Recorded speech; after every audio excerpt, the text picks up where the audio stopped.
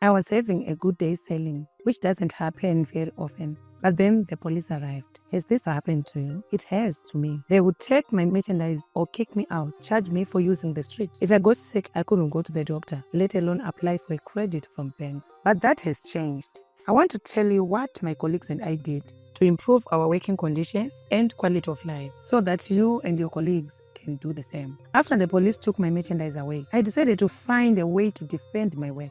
I asked around and discovered that there were other workers who sold on the street like me, but who were organized, so I attended their meetings to learn more. There I obtained a lot of valuable information, but one day they mentioned something that would change everything: the social and solidarity economy. It means that people like you and me who sell on the streets, as street vendors or even in markets, organize, cooperate, and help each other to improve.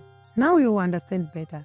I knew there were many more people like me with problems and looking for solutions. And that's how I met my first comrades in arms: Joachim, a street fruit vendor; Luz, a seller of handmade clothes who sold on the same street; and Marta and her family, who had a small store selling cleaning supplies at the local market.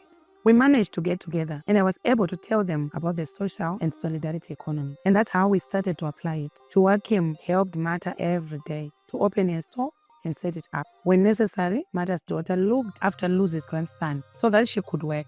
I offered a space in my house to store some of their merchandise.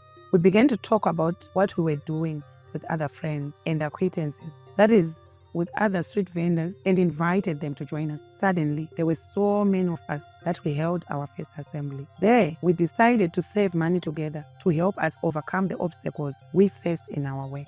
Of course, there were many questions, but Joachim, Luz, Marta and I already knew it was possible because we were making it happen. Marta encouraged everyone to trust and told them something very true: that we could not wait for someone else to help us. We had to do something together with those who decided to join. We made our first rules. We agreed that I would be their representative for only one term. We began to contribute what we could to have a group savings. We gave our organization a name and distributed ideas to all members. We encouraged communication and listened to proposals to address everyone's needs and concerns.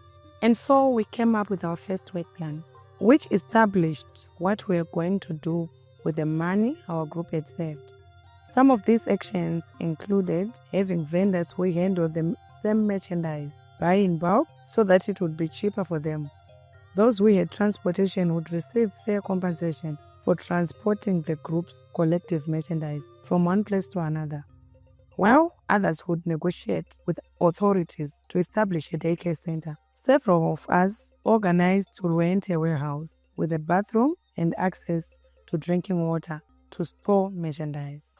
When the police tried to intimidate us or confiscate our merchandise, we demanded in an organized manner that the authorities respect our rights and our safety while selling.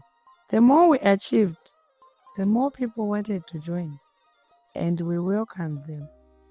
With clear accounts and the voluntary cooperation of everyone, we opened our first solidarity savings and credit system.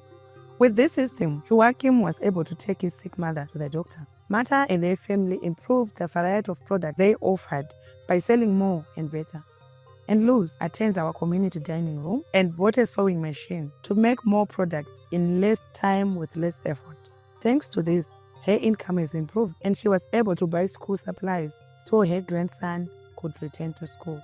Elections to choose a new representative will soon be held, and Marta is everyone's favorite. And we are not alone. There are more organizations around the world. A great inspiration for us is Sewa in India, a union made up of 2 million self-employed women who, with honesty, trust, and goodwill, created their cooperatives, their daycare centers, and even their own bank.